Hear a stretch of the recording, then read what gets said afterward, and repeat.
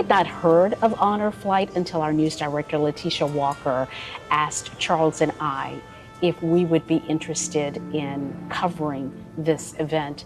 And when she explained it, it was an easy yes.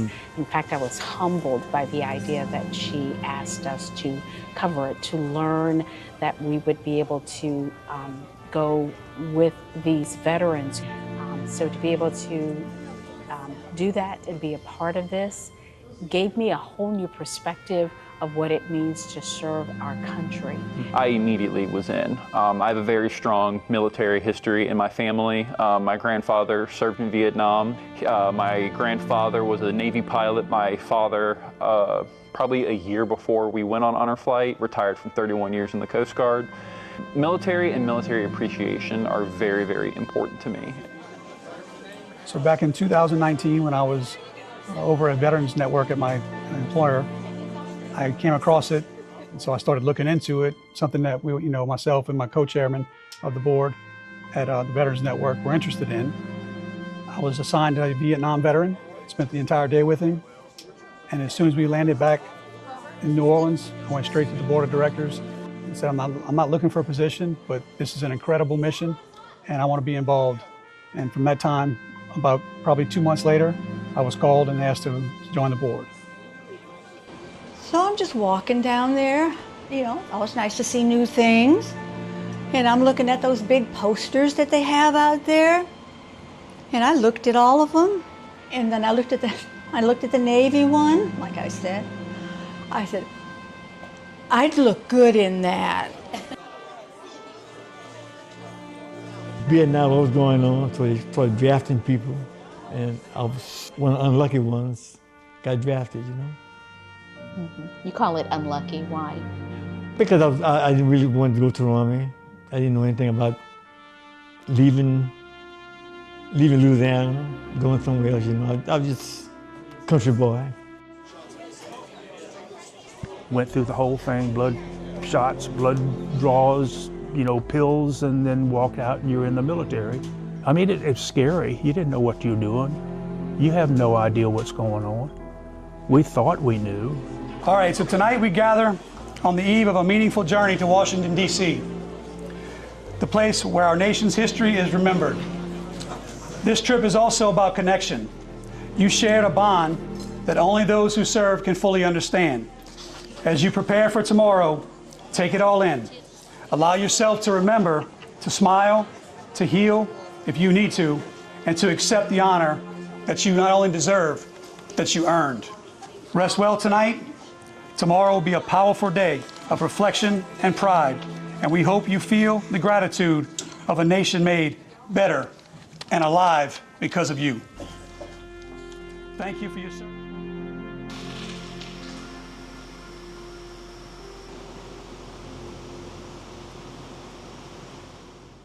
Oh, yeah? Just anticipating all of this. Yeah. And so I'm ready. Yeah. I met so many wonderful people. Yeah, because they split it and then they drop the oil out. I remember sitting in the airport, and they were just, the anticipation of it, you could see that as well. And so for me, I was really trying to just listen to their stories. Well, a lot of them have been to D.C. in the past, but it might have been when they were still in uniform. And sometimes we've had some that have been before, but never, it was always just a family event or a family trip. It wasn't something like this where, we're focused on them. I remember getting on the plane, and it was the pilot of the first flight said, one of the veterans is in the cockpit, you ought to get a shot of that. And he was just talking to the co-pilot about his time as a pilot in the military. And from behalf of us all here at Breeze, we'd like to thank you for your service. It really is our pleasure to be taking you up to Baltimore. Sit back, relax, and we'll see you there. Thank you.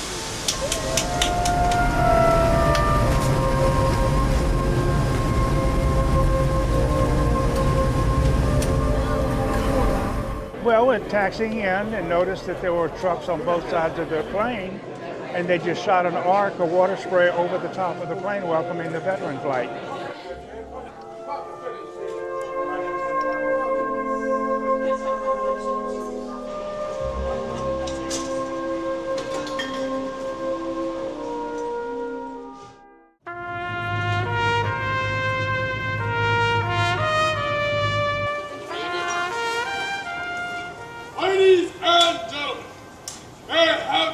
Christian theme. I am Sentinel M of the 3rd Infantry Regiment, United States Army, Guard of Honor, Home of the Unknown Soldier. The ceremony that you are about to witness is the changing of the guard. In keeping with the dignity of this ceremony, it is requested that everyone remain silent and standing.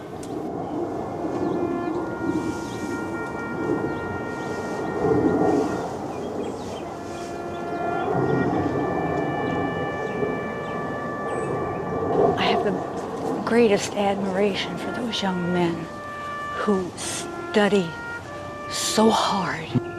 That's showing that the honor the veterans, showing that they haven't forgotten us. So there were a lot of unknown soldiers in Korea and Vietnam, and his unit was assigned to try to get people back home. So this trip meant so much to him because to him they weren't unknown soldiers. These were people that he saw, that he brought back, and even if they couldn't identify them, like he knew who they were to him. It's a very solemn ceremony. It's a very hallowed place, you know, Arlington itself. It's beautiful. If they see the crosses, the endless crosses at Arlington, they go on forever. One more wheelchair? Okay, everyone wave, everyone wave. From the Tomb of the Unknown Soldier, we got back on the bus and had lunch at the United States Marines Memorial, which is this massive, immaculately crafted statue of the Battle of Iwo Jima, which is one of the more iconic military images you will ever see.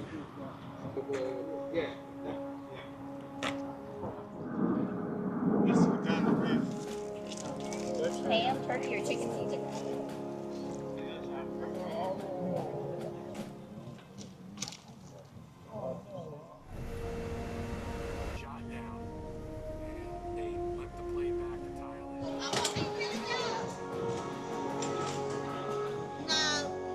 Through the grace of God, I'm here.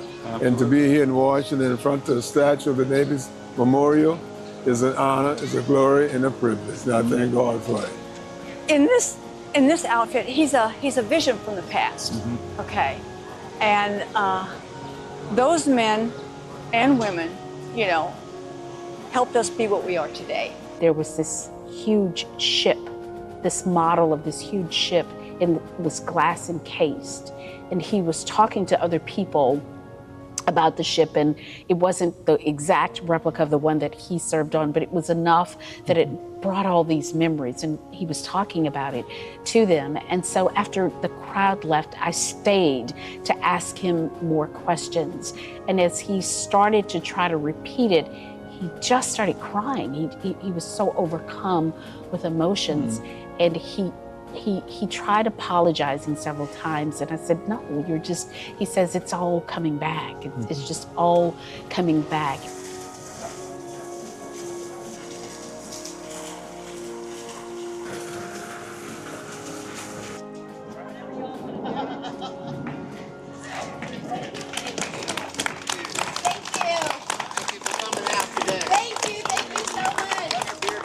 There's a walkway that goes into one side of the memorial, and there's these crowds of people lining, and I'm getting goosebumps just thinking about it, just lining this walkway and applauding these men and women and saying thank you.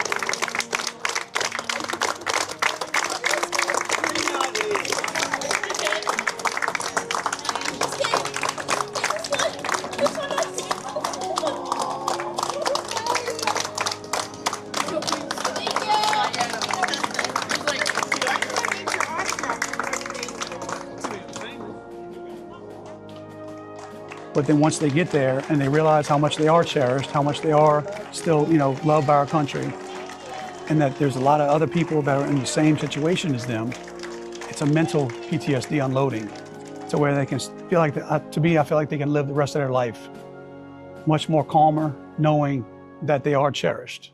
It wasn't just, honor and recognition, it was healing for a lot of people. Healing, absolutely. We saw that at the Vietnam Wall in particular.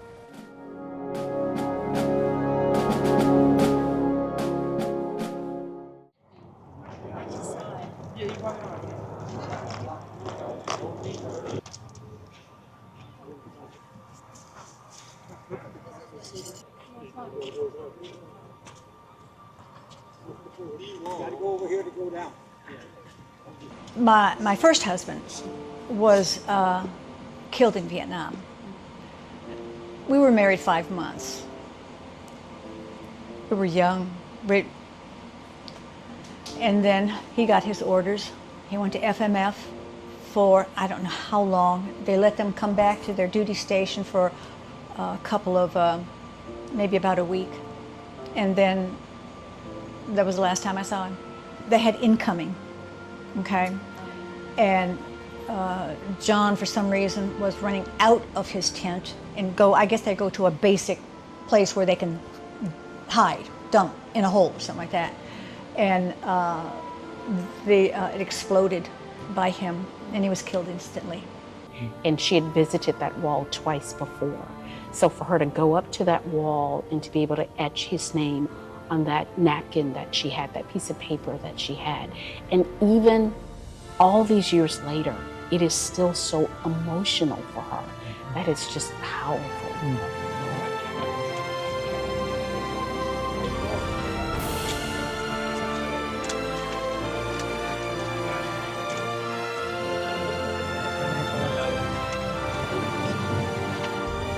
Take a step forward. There's an app. Yeah. It might start that way.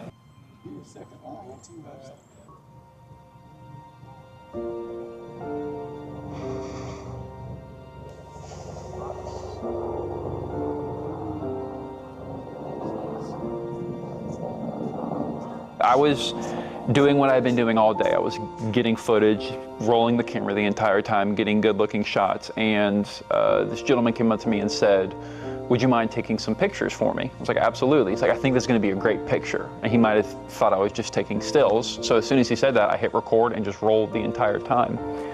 And he pulls out this giant folder and shows me it's pictures of his platoon when he was in Vietnam. And he shows me these pictures and he has men circled with the day that they were killed, their name and the day that they were killed in Vietnam. And it's 5 or 6 men that he fought with, and including one that was his best friend. So we're going through and we're finding these names, and the last name that we found was his best friend's name. So he goes up and I'm getting the pictures and everything. He was there with his grandson, and I asked his grandson, how does it feel to be here with your grandfather experiencing this? And he said, I've always heard the stories and the lessons that he's taught me, but things like coming here and seeing all these memorials, especially something like this, I mean, it's just surreal and kind of one of those things you just got to take in the moment. He told me the story of how his platoon got their name. Ho Chi Minh, the president, his General Giap, he gave us that name because we had killed Ho Chi Minh's nephew. Mm-hmm. So they came over with Hanoi Hannah on the radio, and she spoke English like Tokyo Rose. Mm-hmm. And she said, "All you 9th Marines, General Giap says you don't know it yet, but you're just walking dead." Dai Vo Chet in Vietnamese means walking dead. He's telling me all of these stories, and I'm in awe of the horrors that this man had to experience. I said something along the lines of, "Just like by the grace of God, you're here to see it." And he said, "My grandmother, my dad." Absolutely. Absolutely. Praying for me. He was the best. I miss him every day. Like I say, we were Lejeune, went to Pendleton, went to Okinawa, we got to Vietnam, and son of a gun, we all wound up being together. What a great story for us,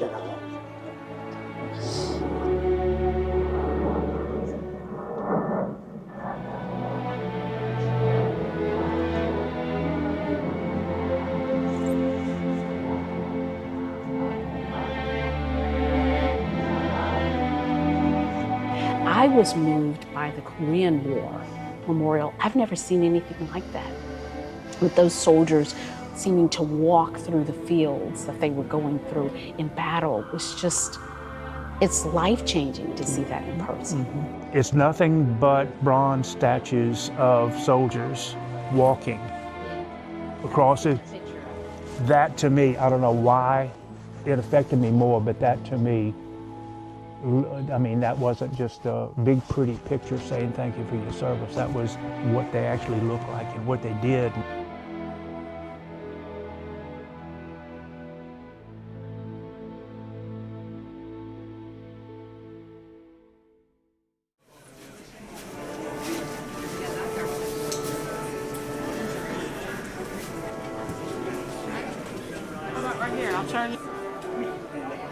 In Baton Rouge, there's tons of people waiting for us to get to the airport with these veterans so they can welcome them home. It's been an amazing, remarkable, powerful, emotional day. Before we get started, I'd like to say on behalf of Honor Flight Louisiana, we are very thankful and grateful that each and every one of you had the chance and opportunity to come with us today. And today, we'd like to show special honor to our veterans, because this day was about each and every one of you. And we hope that each and every one of you had an amazing time, because the bottom line is that you are our heroes. You fought, you risked your lives, and you earned this trip. And now, it's time for mail call. Mail call!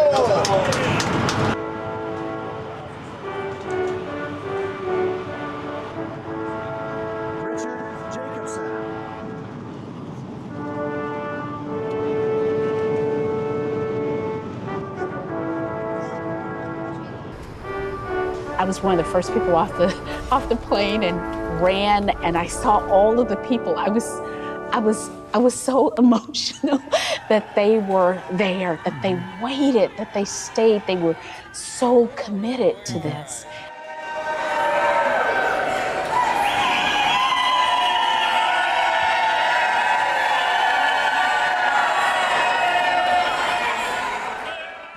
I didn't tear up. I didn't really get emotional throughout the whole day. I was emotional, but reserved. That all changed the second that I got on that elevator and heard the roar of that entire crowd waiting for these men and women. It all just came crashing on. It all just came crashing down on me just how deserving these people were.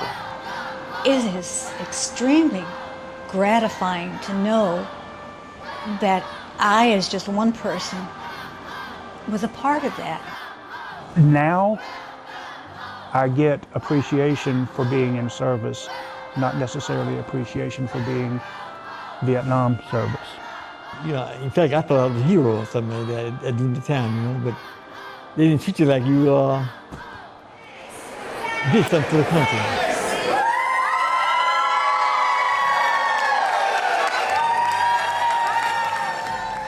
This trip was always on his radar, and he's like, I'm going on that trip. I've got something I've got to do. We're going on this trip. We didn't know this until after the fact that he had terminal cancer, but he was determined, regardless. He was determined to make it, to go one final time. And as we know, he passed away 4 days later. Honor Flight gives people their flowers while they're still here. But going with someone, like I said, who has experienced what you did, who has been through what you did at the same time that you did, and you come back and you say, well, I don't know these people. Well, after this day, you know these people. And you get to talk to so many marvelous men and women. It was, I'm so very proud that I got to do this. Whatever I can do in the capacity that I can, I am in until I'm not anymore. Mm-hmm. That's how I feel.